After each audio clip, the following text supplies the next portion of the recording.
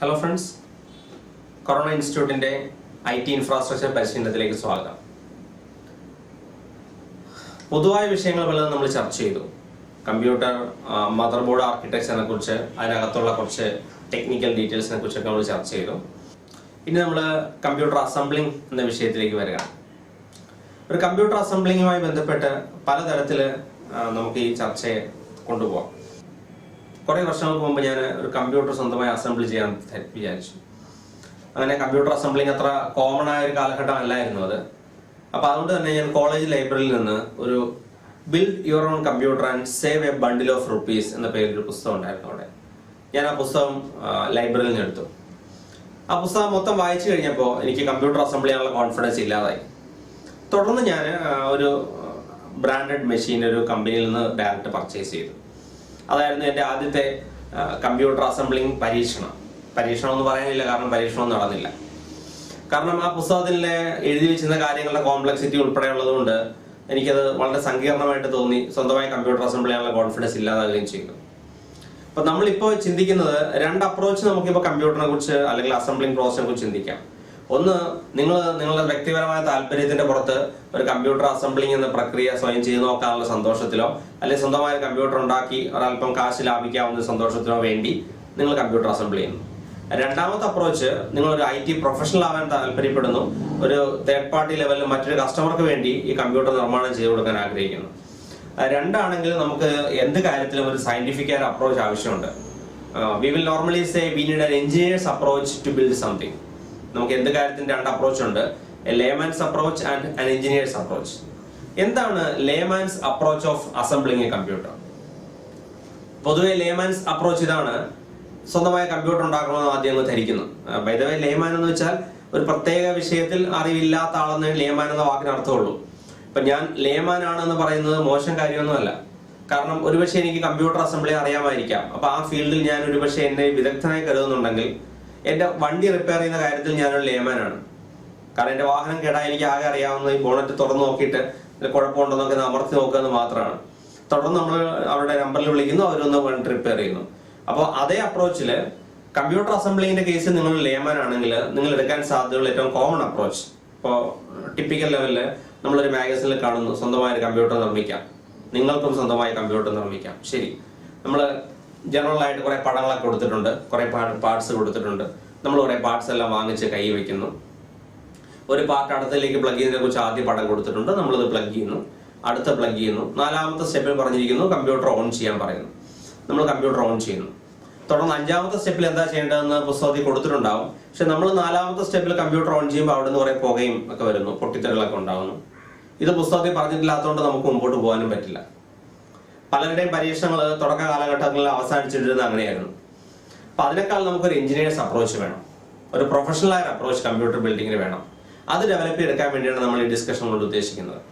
We will say an engineer's approach to anything involve 3 steps: planning, doing the actual thing, and testing and quality control of the actual build product. അതായത് computer ഹാർഡ്വെയറിന്റെ specific കേസിൽ എടുത്താൽ planning the computer assembly, assembling the actual machine, and test and quality control of the assembled machine. നമുക്ക് computer നിർമ്മാണത്തിൽ ഏറ്റവും important ആയ ഘട്ടങ്ങളിലൊന്ന് planning ആണ്. തുടർന്ന് computer അതിൻ്റെ കറക്റ്റായ സ്പെസിഫിക്കേഷൻ നിർമ്മിക്കുക.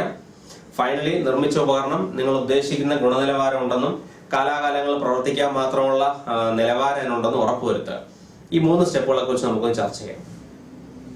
So let us start our discussion with the planning. ഇപ്പൊ നമ്മൾ ഇന്ന് ആദ്യം ചർച്ച ചെയ്യാൻ പോകുന്നത് പ്ലാനിങ് എന്ന വിഷയത്തെ കുറിച്ചാണ്. തുടർന്ന് പ്ലാനിങ് വ്യക്തമായി മനസ്സിലായി കഴിഞ്ഞാൽ നമുക്ക് പാർട്സുകളെ കുറിച്ചും മറ്റ് അസംബ്ലിംഗ് പ്രോസസ്സുകളെ കുറിച്ചുള്ള ഒരു ഡെമോൺസ്ട്രേഷൻ ലാബ് നടത്താം. അതിനുശേഷം ടെസ്റ്റ് ആൻഡ് ക്വാളിറ്റി കൺട്രോൾ ലെവലിലേക്കുള്ള ലാബുകളും അതിന്റെ പ്രൊസീജിയർ ലെവൽ കാര്യങ്ങളും നോക്കാം. So let us start with planning the computer assembly. Planning നമ്മൾ നോർമലി പറയും, ഞാനൊരു സർവീസ് പേഴ്സൺ എന്ന ലെവലിലാണ് എൻ്റെ കരിയർ തുടങ്ങിയത്. And normally I will say my planning with the computer assembly begins at the moment when the customer walks into my office and says I need a computer. ഇപ്പം എനിക്കൊരു computer വേണമെന്ന് പറഞ്ഞുകൊണ്ടൊരു customer വരുമ്പോഴാണ് അടിസ്ഥാനപരമായി എൻ്റെ planning ചർച്ച തുടങ്ങുക. കാരണം ഞാൻ ആ കസ്റ്റമറായിട്ട് ഇന്ററാക്ട് ചെയ്യണം. ആ കസ്റ്റമറായിട്ട് ഇന്ററാക്ട് ചെയ്യുമ്പോൾ സ്വാഭാവികമായും അയാൾക്ക് കമ്പ്യൂട്ടറിനെ കുറിച്ച് വലിയ തോതിൽ അറിവുണ്ടാവില്ല. അയാൾ പ്രതീക്ഷിക്കുന്നത് ഞാൻ അയാൾക്ക് പറ്റുന്നൊരു കോൺഫിഗറേഷൻ സജസ്റ്റ് ചെയ്യുന്നതാണ്.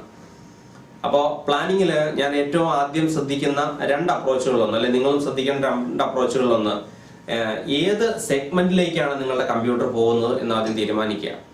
That means whether it is A home PC or an office PC. അപ്പോൾ നമ്മളൊരു ഹോം കമ്പ്യൂട്ടർ ആണോ ഓഫീസ് കമ്പ്യൂട്ടർ ആണോ എന്ന് ചോദ്യം. പണ്ടൊക്കെ വളരെ വ്യക്തമായ ഒരു ക്ലിയർ കട്ട് ഡിസ്റ്റിങ്ഷൻ ഈ കാര്യത്തിൽ ഉണ്ടായിരുന്നു. ഇപ്പൊ അതിന് ഇടയ്ക്കുള്ള അതിർവരമ്പുകൾ പലതും ഇല്ലാതായിക്കൊണ്ടിരിക്കുകയാണ്. എങ്കിലും ആ വാക്കിന് ഇപ്പോഴും പ്രസക്തിയുണ്ട്. Home computing segment and office computing segment. ഇപ്പൊ ചോദ്യം ഇതാണ്, നിങ്ങൾക്ക് എന്തിനാണ് വീട്ടിലൊരു കമ്പ്യൂട്ടർ, എന്തിനാണ് ഓഫീസിലൊരു കമ്പ്യൂട്ടർ? ഇതിൽ ഏതിനാണ് കൂടുതൽ കമ്പ്യൂട്ടിംഗ് പവർ ആവശ്യമുള്ളത്? നിങ്ങളുടെ അഭിപ്രായം എന്താണ്? ഹോം കമ്പ്യൂട്ടറിനാണോ ഓഫീസ് കമ്പ്യൂട്ടറിനാണോ കൂടുതൽ പവർ വേണ്ടി വരിക? അത് സബ്ജക്റ്റീവായ ചോദ്യമാണ്, ഒറ്റ വാക്കിൽ അതിന് മറുപടി പറയാൻ പറ്റില്ല. എങ്കിൽ പോലും നമുക്ക് ചിന്തിക്കാവുന്ന പലരും പറയുന്ന മറുപടികളിലൊന്ന് ഓഫീസ് കമ്പ്യൂട്ടറിന് കൂടുതൽ പവർ വേണമെന്ന് തന്നെയായിരിക്കും. പക്ഷെ ഒന്ന് ആലോചിച്ച് നോക്കുക, നമ്മളുടെ ശരാശരി ഓഫീസുകളിൽ ഒരു കമ്പ്യൂട്ടർ എന്നത് പലപ്പോഴും ഡേറ്റ എൻട്രി മെഷീനായിട്ടും ഡേറ്റാബേസ് മാനേജ്മെന്റ് സിസ്റ്റങ്ങളായിട്ടും റെക്കോർഡ് കീപ്പിംഗിൽ ഉൾപ്പെടെ ഉപയോഗിക്കപ്പെടുന്ന ഒരു അടിസ്ഥാന ഉപകരണമാണ്. ഇതിന് കമ്പ്യൂട്ടറിന്റെ ഭാഗത്തു നിന്ന് വളരെ ലളിതമായ കമ്പ്യൂട്ടിംഗ് പവർ മാത്രം വേണ്ടിവരുന്ന ഉപകരണങ്ങളാണ് മിക്ക ഓഫീസ് മെഷീനുകളും. അതിന് ഒരേ ഒരു എക്സെപ്ഷൻ ഉള്ളത്, നിങ്ങളൊരു ഗ്രാഫിക് ഡിസൈൻ കമ്പനി ആണെങ്കിൽ ആ ഗ്രാഫിക് ഡിസൈൻ പർപ്പസിന് ഉപയോഗിക്കുന്ന മെഷീന് തീർച്ചയായിട്ടും ഹൈ പവർ ഉള്ള സിസ്റ്റങ്ങൾ പ്രതീക്ഷിക്കപ്പെടുന്നുണ്ട്. ഞാൻ അതിനെക്കുറിച്ചല്ല പറഞ്ഞത്. ശരാശരി ലെവലിൽ ഉപയോഗിക്കുന്ന ഓഫീസ് കമ്പ്യൂട്ടറുകൾക്ക് ഹോം കമ്പ്യൂട്ടറിനേക്കാൾ പവർ കുറച്ച് മതി എന്നർത്ഥം. പിന്നെയുള്ളത്, നമ്മൾ വീട്ടിൽ എന്തിനാണ് കമ്പ്യൂട്ടർ ഉപയോഗിക്കുന്നതാണ്. So what's the purpose of your computer at your home? പലപ്പോഴും ഒരു വിദ്യാർത്ഥി കമ്പ്യൂട്ടർ വാങ്ങാൻ പറയുന്ന ആദ്യത്തെ എക്സ്ക്യൂസുകളിലൊന്ന് കമ്പ്യൂട്ടറിനെ കുറിച്ച് പഠിക്കണം, അതുകൊണ്ട് കമ്പ്യൂട്ടർ വാങ്ങണമെന്നായിരിക്കും. അല്ലെ, ഏറ്റവും കൂടുതൽ ഒരു കമ്പ്യൂട്ടർ എന്ന ഉപകരണം അതിന്റെ റിയൽ കമ്പ്യൂട്ടിംഗ് പർപ്പസിനേക്കാൾ കൂടുതൽ ഉപയോഗിക്കപ്പെടുന്നത് ആ ഉപകരണത്തെ കുറിച്ച് തന്നെ പഠിക്കാനാണ്. എനിക്ക് തോന്നുന്നു മറ്റ് ഉപകരണങ്ങൾക്കൊന്നും ഈ ഗതികേടില്ല. നിങ്ങൾക്ക് ടെലിവിഷൻ വാങ്ങിക്കുന്നത് ടെലിവിഷൻ എഞ്ചിനീയറിംഗ് പഠിക്കാനല്ല. നിങ്ങൾ കാർ വാങ്ങിയതോ ബൈക്ക് വാങ്ങുന്നതോ ഓട്ടോമൊബൈൽ മെക്കാനിക്സിനെ കുറിച്ച് പഠിക്കാനല്ല, അതിന്റെ റിയൽ പ്രൊഡക്റ്റീവ് പർപ്പസിന് വേണ്ടിയാണ്. പക്ഷെ വീട്ടിലേക്ക് കമ്പ്യൂട്ടർ വാങ്ങുമ്പോൾ നിങ്ങൾ പറയുന്ന ഏറ്റവും വലിയ എക്സ്ക്യൂസുകളിലൊന്ന് കമ്പ്യൂട്ടറിനെ കുറിച്ച് പഠിക്കാനാണെന്നാണ്. ഓക്കെ, പഠനം അവിടെ നിൽക്കട്ടെ, എങ്കിൽ പോലും കമ്പ്യൂട്ടർ എന്നതൊരു ആശയവിനിമയത്തിലുള്ള ഉപകരണമായും എന്റർടൈൻമെന്റ് ഉപകരണമായും ആണ് കൂടുതൽ ഉപയോഗിക്കപ്പെടുന്നത് വീട്ടിൽ. പലപ്പോഴും നിങ്ങളുടെ ഹൈ പെർഫോമൻസ് ഗെയിമുകൾ സ്മൂത്തായി കളിക്കണം, ഏറ്റവും പുതിയ വീഡിയോ ആപ്ലിക്കേഷനുകൾ സ്മൂത്തായി വർക്ക് ചെയ്യണം, ഒരു എന്റർടൈൻമെന്റ് സിസ്റ്റം എന്ന ലെവലിൽ മൾട്ടിമീഡിയ പ്രോഗ്രാമുകൾ, ഇന്ററാക്റ്റീവായ മറ്റ് പല കാര്യങ്ങളും നമുക്ക് വേണ്ടി നമ്മൾ കമ്പ്യൂട്ടർ ഉപയോഗിക്കുന്നുണ്ട്. അപ്പൊ ഇതിലെല്ലാം വളരെയധികം കമ്പ്യൂട്ടിംഗ് പവർ ഡിമാൻഡ് ചെയ്യപ്പെടുന്നതാണ്. അതായത് ഒരു ഡിഫറൻഷ്യൽ ഇക്വേഷൻ സോൾവ് ചെയ്യാവുന്ന ഒരു വർക്ക് നമ്മൾ കൊടുക്കുന്നതിനേക്കാൾ ബുദ്ധിമുട്ടാണ് കമ്പ്യൂട്ടറിനെ സംബന്ധിച്ച് ഒരു ചെറിയ വീഡിയോ പ്ലേ ചെയ്യാൻ കൊടുക്കുന്നത്. അപ്പോൾ ഓഫീസ് കമ്പ്യൂട്ടിംഗ് എൻവയറൺമെന്റിനേക്കാൾ വളരെയധികം പവർ ആവശ്യമുള്ള ഉപകരണമാണ് അടിസ്ഥാനപരമായി ഒരു ഹോം കമ്പ്യൂട്ടർ. മാത്രമല്ല, നമ്മുടെ ഒരു ഈഗോ ബൂസ്റ്റിംഗ് എക്യുപ്മെന്റ് കൂടെയാണ് നിങ്ങളുടെ മെഷീൻ, വീട്ടിലെ കമ്പ്യൂട്ടർ. അപ്പോൾ നേരത്തെ പറഞ്ഞ ഒരു ഡിസ്കഷനിൽ പോലെ അയൽവാസിയുടെ കമ്പ്യൂട്ടറിനേക്കാൾ കൂടുതൽ പവർ നിങ്ങളുടെ കമ്പ്യൂട്ടർ വേണമെന്നുള്ളതുകൊണ്ട് നമ്മുടെ ആഗ്രഹം കൂടെയാണ്. പ്രത്യേകിച്ച് മെമ്മറിയുടെ കാര്യത്തിൽ, പ്രോസസിംഗ് സ്പീഡിന്റെ കാര്യത്തിൽ, ഹാർഡ് ഡിസ്ക് കപ്പാസിറ്റിയുടെ കാര്യത്തിൽ, ഡിസ്പ്ലേയുടെ വലിപ്പത്തിന്റെ കാര്യത്തിൽ, എല്ലാ കാര്യത്തിലും നമുക്ക് കുറച്ച് മികച്ചു നിൽക്കണം. സ്വാഭാവികമായും ഹോം കമ്പ്യൂട്ടിംഗ് സെഗ്മെന്റ് തീരുമാനം, ഡിസിഷൻ മേക്കിംഗ് അല്ലെ പ്ലാനിങ് തന്നെ കുറച്ചുകൂടെ കോംപ്ലിക്കേറ്റഡ് ആണ്. അതുകൊണ്ട് ചർച്ച തുടങ്ങാനുള്ള സൗകര്യത്തിന്റെ ഭാഗമായിട്ട് അടിസ്ഥാന സൗകര്യങ്ങൾ മാത്രമുള്ള ഒരു കമ്പ്യൂട്ടറിന്റെ നിർമ്മാണത്തെ കുറിച്ച് നമുക്ക് ആലോചിക്കാം. എന്റെ കമ്പ്യൂട്ടറിന് ആ കമ്പ്യൂട്ടറിന് ആവശ്യമായ എസെൻഷ്യൽ കമ്പോണൻസ് മാത്രമേ ഉള്ളൂ എങ്കിൽ ഞാൻ അതിനെ ഒരു എൻട്രി ലെവൽ PC എന്ന് വിളിക്കും. ഈ എൻട്രി ലെവൽ PCയുടെ ബിൽഡിംഗ് ആണ് നമ്മൾ ഏറ്റവും ആദ്യം ആലോചിക്കുന്നത്. അപ്പോ പ്ലാനിങ് തുടങ്ങുമ്പോൾ എന്തെല്ലാം പാർട്സ് വേണം കമ്പ്യൂട്ടർ നിർമ്മിക്കാനെന്നാണ് ആദ്യം ആലോചിക്കുക. കസ്റ്റമറോട് നമ്മൾ ചോദിച്ചു തുടങ്ങുന്ന സ്പെസിഫിക് ചോദ്യവും അയാൾ ഏത് കമ്പ്യൂട്ടറാണ് വേണ്ടതെന്നാണ്. ആ ചോദ്യത്തിൽ ഏറ്റവും ഇമ്പോർട്ടന്റ് ആയ ആസ്പെക്ട് അയാൾ ഏത് മൈക്രോ പ്രോസസർ തിരഞ്ഞെടുക്കും എന്നുള്ളതാണ്. കാരണം ഒരു കമ്പ്യൂട്ടർ അറിയപ്പെടുന്നത് തന്നെ അതിന്റെ മൈക്രോ പ്രോസസറിന്റെ പേരിലാണ്.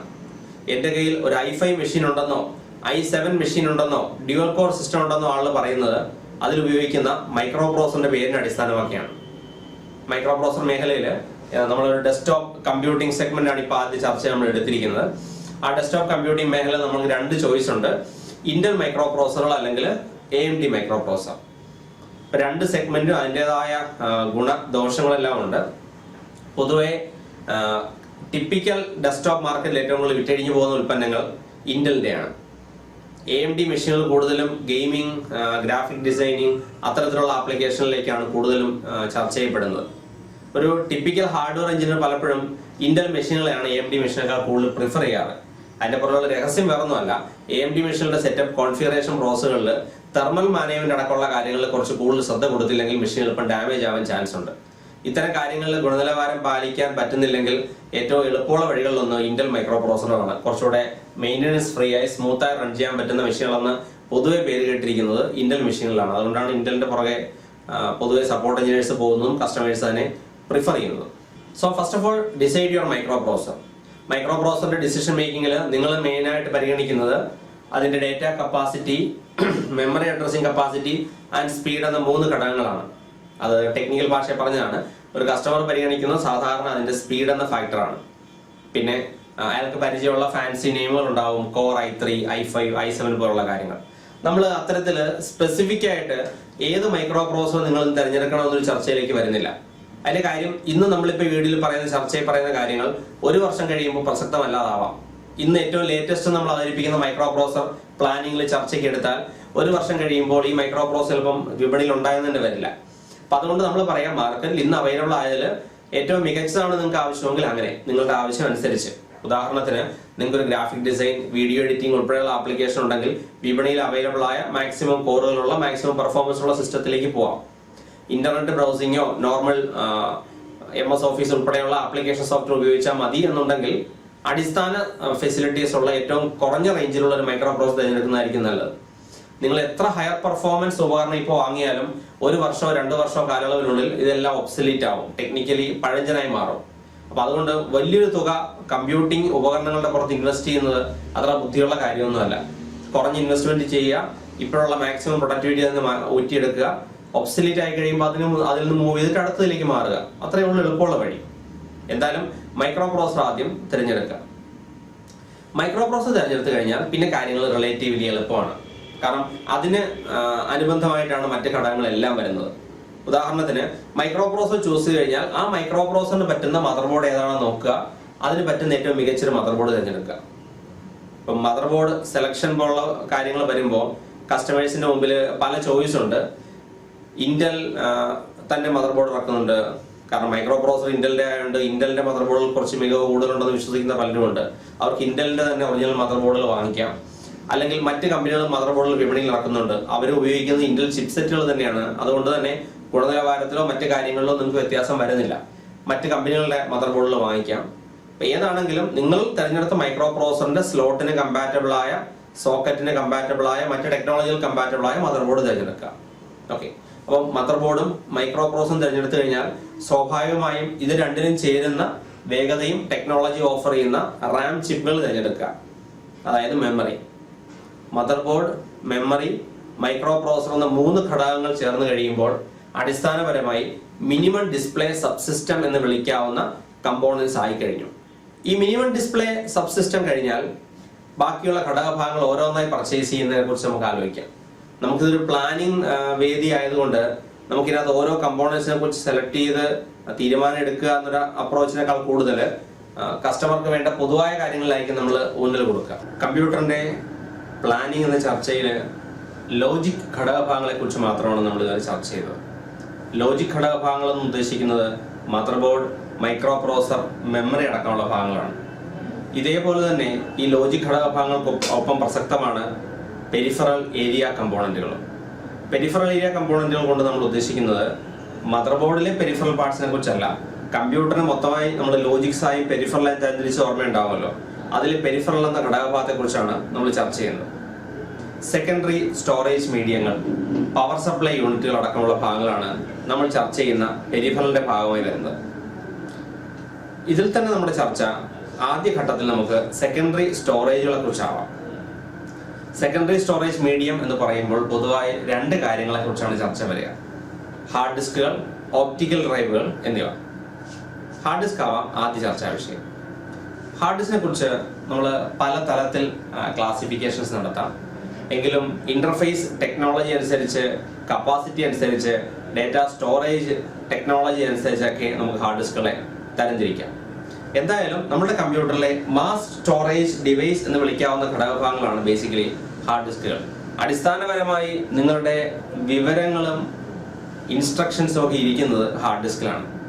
അതുകൊണ്ട് തന്നെ ഒരു യൂസർക്ക് ഏറ്റവും പ്രസക്തമായ സ്ഥലം ഹാർഡ് ഡിസ്ക് ആണെന്ന് വരുന്നു. എൻ്റെ കമ്പ്യൂട്ടർ എന്ന് നിങ്ങൾ പലപ്പോഴും പറയുമ്പോൾ ആ കമ്പ്യൂട്ടർ യഥാർത്ഥത്തിൽ ഇരിക്കുന്നത് ഹാർഡ് ഡിസ്കിലാണ്, ശരിയല്ലേ? നിങ്ങൾക്ക് മൈക്രോ പ്രോസസർ ഡാമേജ് ആയാലും മറ്റേത് ഘടകഭാഗങ്ങൾ ഡാമേജ് ആയാലും നിങ്ങൾക്ക് കാശുണ്ടെങ്കിൽ റീപ്ലേസ് ചെയ്യാം. ഹാർഡ് ഡിസ്കിലെ ഡേറ്റ നഷ്ടമായാൽ നിങ്ങളുടെ കമ്പ്യൂട്ടർ, അതിൻ്റെ സെറ്റിങ്സ്, നിങ്ങളുടെ വാൾപേപ്പർ, നിങ്ങൾ ഉപയോഗിച്ചിരുന്ന ഇന്റർനെറ്റിന്റെ ഹിസ്റ്ററി അടക്കമുള്ള എല്ലാ കാര്യങ്ങളും നഷ്ടമാവുകയാണ്. അതുകൊണ്ട് തന്നെ ഒരു കമ്പ്യൂട്ടറിന്റെ ഐഡന്റിറ്റി എന്ന ഒരു യൂസർ വിശേഷിപ്പിക്കുന്ന ഘടകങ്ങളെല്ലാം ഹാർഡ് ഡിസ്കിലാണ്. ഹാർഡ് ഡിസ്കിന്റെ ഡേറ്റ പ്രൊട്ടക്ഷനും ഉൾപ്പെടെയുള്ള കാര്യങ്ങൾ വളരെയധികം ശ്രദ്ധിക്കേണ്ടതാണെന്ന് അർത്ഥം. അത്തരം വിഷയങ്ങൾ നമുക്ക് പിന്നീട് ചർച്ച ചെയ്യാം. അടിസ്ഥാനപരമായി നമ്മൾ ഉപയോഗിക്കുന്ന ഹാർഡ് ഡിസ്കുകളിൽ 90% മാഗ്നറ്റിക് ടെക്നോളജി ഉപയോഗിച്ച് വിവരങ്ങൾ സ്റ്റോർ ചെയ്യുന്നതാണ്. നമ്മൾ അവയെ ഒരു ഇലക്ട്രോ മാഗ്നറ്റോ മെക്കാനിക്കൽ ഉപകരണം എന്ന് വിളിക്കുന്നു. അതായത് വിവരങ്ങൾ അടിസ്ഥാനപരമായി ഒരു മാഗ്നറ്റിക് പ്ലേറ്റുകളിലേക്കാണ് സ്റ്റോർ ചെയ്യുന്നത്. ഫ്ലോപ്പി ഡിസ്കുകളുടെ ഡേറ്റ സ്റ്റോറേജ് മെക്കാനിസവും മാഗ്നറ്റിസത്തിൽ അധിഷ്ഠിതമായിരുന്നു. മാഗ്നറ്റിസം അല്ലാതെ നമുക്ക് അവൈലബിൾ ആയ ഹാർഡ് ഡിസ്ക് ടെക്നോളജി മാർക്കറ്റിൽ വിപണിയിൽ വരുന്നത് സോളിഡ് സ്റ്റേറ്റ് ഡ്രൈവുകൾ എന്നറിയപ്പെടുന്ന SSD ഡ്രൈവുകളാണ്. വില കൂടുതലാണെങ്കിലും പെർഫോമൻസ് കൂടുതലുള്ളതുകൊണ്ട് കുറച്ചെങ്കിലും കസ്റ്റമേഴ്സ് SSD ഡ്രൈവുകളിലേക്ക് ഓപ്റ്റ് ചെയ്യുന്നുണ്ട്. നമ്മൾ പ്ലാനിങ്ങിലേക്ക് തിരിച്ചു വന്നാൽ കമ്പ്യൂട്ടർ അസംബ്ലിംഗ് പ്രക്രിയയിൽ ഹാർഡ് ഡിസ്ക് വേണമെന്ന തീരുമാനത്തിൽ നമ്മളെ സ്വാധീനിക്കുന്നത് 2 ഘടകമാണ്. നിലവിലുള്ള മാഗ്നറ്റിക് ഡാറ്റ സ്റ്റോറേജ് മെക്കാനിസം ഉപയോഗിക്കുന്ന ഹാർഡ് ഡിസ്കുകൾ വേണോ അതോ SSD ഡ്രൈവുകൾ വേണോ എന്ന തീരുമാനം. നമുക്ക് ഹാർഡ് ഡിസ്കുകളുടെ അടിസ്ഥാന ചരിത്രം പരിശോധിച്ചാൽ ഇന്റർഫേസ് ടെക്നോളജി അനുസരിച്ച് നമ്മുടെ ഹാർഡ് ഡിസ്കുകൾ നമ്മൾ പലതായി തിരിക്കുന്നുണ്ട്. വളരെ പഴയ കാലത്ത് ESDI അഥവാ എൻഹാൻസ്ഡ് സ്മോൾ ഡിവൈസ് ഇന്റർഫേസ് എന്ന ഹാർഡ് ഡിസ്കുകൾ വിപണിയിൽ ലഭ്യമായിരുന്നു. തുടർന്ന് മോഡിഫൈഡ് ഫ്രീക്വൻസി മോഡുലേഷൻ അഥവാ MFM ഹാർഡ് ഡിസ്കുകൾ, പൊതുവെ അവയെ ST506 ഹാർഡ് ഡിസ്കുകൾ എന്നാണ് വിളിച്ചിരുന്നത്. ST506 ഹാർഡ് ഡിസ്കുകൾ വിപണിയിൽ ഉണ്ടായിരുന്നു. തുടർന്ന് വന്ന small computer system interface and integrated drive electronic ടെക്നോളജികൾ, ഇത് രണ്ടുമാണ് മാർക്കറ്റിൽ പ്രശസ്തമായത്. SCSI ഹാർഡ് ഡിസ്കുകൾ അഥവാ small computer system interface hard ഡിസ്കുകൾ സർവർ മേഖലയിലേക്കും ഇന്റഗ്രേറ്റഡ് ഡ്രൈവ് ഇലക്ട്രോണിക് ഹാർഡ് ഡിസ്കുകൾ, അതിന്റെ സാങ്കേതിക പേര് advanced technology attachment hard disk എന്നാണ്, ATA ഹാർഡ് ഡിസ്കുകൾ ഡെസ്ക്ടോപ്പ് വിപണിയിലും പ്രശസ്തമായി. അതുകൊണ്ട് തന്നെ നമ്മുടെ ചർച്ച IDE അഥവാ ATA ഹാർഡ് ഡിസ്കുകളിലേക്ക് ഒതുങ്ങുന്നു. ഈ ATA ടെക്നോളജി അതിന്റെ 2 കാലഘട്ടങ്ങളിലൂടെ കടന്നുപോയിട്ടുണ്ട്. പഴയ ATA ടെക്നോളജിയെ നമ്മൾ വിളിക്കുന്നത് പാരലൽ ATA ഹാർഡ് ഡിസ്കുകൾ എന്നാണ്. പാരലൽ ATA അഥവാ നോർമൽ കസ്റ്റമറുടെ ഭാഷയിൽ IDE എന്ന് വിളിക്കുന്ന ഹാർഡ് ഡിസ്കുകളാണ് വിപണിയിൽ കൂടുതൽ പ്രചാരത്തിലായിരുന്നത്. എന്നാൽ വേഗത കൂടിയ ഒരു ടെക്നോളജി മാർക്കറ്റിൽ ആവശ്യം വന്നപ്പോൾ ഇൻഡസ്ട്രി ഇതേ ടെക്നോളജിയെ തന്നെ സീരിയൽ ഡാറ്റ ട്രാൻസ്ഫറിലൂടെ ഹയർ ഫ്രീക്വൻസി ഓപ്പറേഷൻ കൂടെ നടത്തിക്കൊണ്ട് കൂടുതൽ ഔട്ട്പുട്ട് ഉണ്ടാക്കാമെന്ന് കണ്ടുപിടിക്കുകയും നമ്മൾ ഇപ്പോൾ കാണുന്ന വിപണിയിൽ നോർമൽ ലെവലിൽ ലഭ്യമായ സാറ്റ ഹാർഡ് ഡിസ്കുകൾ എന്നറിയപ്പെടുന്ന സാധാരണ ഹാർഡ് ഡിസ്കുകളിലേക്ക് വരികയും ചെയ്തു. ഇപ്പൊ എൻ്റെ കയ്യിലുള്ളത് ഒരു ടിപ്പിക്കൽ സാറ്റ ഡെസ്ക്ടോപ്പ് കമ്പ്യൂട്ടറിൽ ഉപയോഗിക്കുന്ന ഒരു ടിപ്പിക്കൽ സാറ്റ ഹാർഡ് ഡിസ്ക് ആണ്. ഇതേ ഉപകരണം നമ്മൾ ലാപ്ടോപ്പ് വിപണിയിലേക്ക് വരുമ്പോൾ ഇതിന്റെ വലിപ്പം കുറയും. എൻ്റെ കയ്യിൽ ഇപ്പോൾ ഞാൻ ഹോൾഡ് ചെയ്തിരിക്കുന്നത് 3.5 ഇഞ്ച് വലിപ്പമുള്ള ടിപ്പിക്കൽ ഡെസ്ക്ടോപ്പ് ഹാർഡ് ഡിസ്ക് ആണ്. ഇത് ഹാർഡ് ഡിസ്കുകൾ എപ്പോഴും ഇത്രയും ഒതുക്കത്തിലായിരുന്നില്ല വിപണിയിൽ വന്നിരുന്നത്. ഒരുപക്ഷെ നിങ്ങൾ ഇന്റർനെറ്റിലൂടെ ഉൾപ്പെടെ ഷെയർ ചെയ്യപ്പെട്ടുള്ള ചിത്രങ്ങൾ കണ്ടിട്ടുണ്ടാവും. ഒരു മുറി വലിപ്പമുള്ള ഹാർഡ് ഡിസ്കുകളുടെ കാലം ഉണ്ടായിരുന്നു നമുക്ക് ഒരുപക്ഷെ 60കളുടെ കാലഘട്ടത്തിൽ. നമ്മുടെ കയ്യിൽ തന്നെ ഇരിക്കുന്ന ഹാർഡ് ഡിസ്കുകളിൽ പോലും ഒരു ഇത്രയും വലിപ്പമുള്ള ഹാർഡ് ഡിസ്കുകൾ പോലും വിപണിയിൽ അപ്രത്യക്ഷമായിട്ട് അത്രയധികം കാലങ്ങളൊന്നും ആയിട്ടില്ല. നമുക്ക് ഹോൾഡ് ചെയ്യാൻ തന്നെ ബുദ്ധിമുട്ടുള്ള കിലോ കണക്കിന് വെയിറ്റ് ഉള്ള ഈ കാണുന്ന ഹാർഡ് ഡിസ്കുകൾ ഒരു സമയത്ത് നിങ്ങളുടെ കമ്പ്യൂട്ടറുകളുടെ ഭാഗമായിരുന്നു.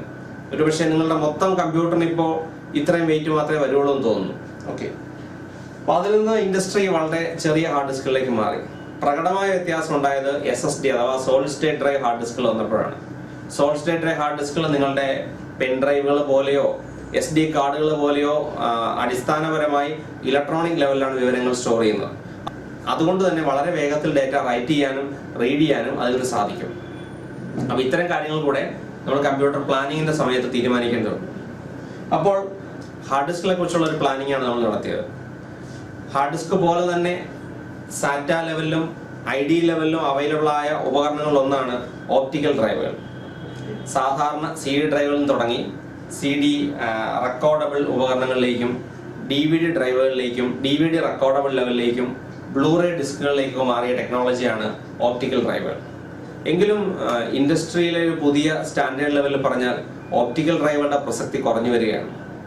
മറ്റ് സ്റ്റോറേജ് മീഡിയങ്ങളും ഇന്റർനെറ്റ് ഉൾപ്പെടെയുള്ള മറ്റു മാധ്യമങ്ങളുടെ ജനറൽ അവൈലബിലിറ്റിയും ഇത്തരത്തിലുള്ള ഓപ്റ്റിക്കൽ മീഡിയത്തെ നല്ലവണ്ണം ബാധിച്ചിട്ടുണ്ട്. എങ്കിലും ഒരു ഹാർഡ്വെയർ എഞ്ചിനീയർക്ക് അയാളുടെ പ്രൊഫഷണൽ വർക്കുകൾ ചെയ്യാൻ ഇപ്പോഴും അത്യാവശ്യമുള്ള ഉപകരണങ്ങളിലൊന്നാണ് ഓപ്റ്റിക്കൽ ഡ്രൈവർ. അപ്പോൾ മെഷീന്റെ പെരിഫറൽ ചോയ്സുകളിൽ പ്രമുഖമായി വരുന്നത് ഹാർഡ് ഡിസ്ക്, ഓപ്റ്റിക്കൽ ഡ്രൈവ് എന്ന രണ്ട് ഉപകരണങ്ങളുടെ തിരഞ്ഞെടുപ്പാണ്.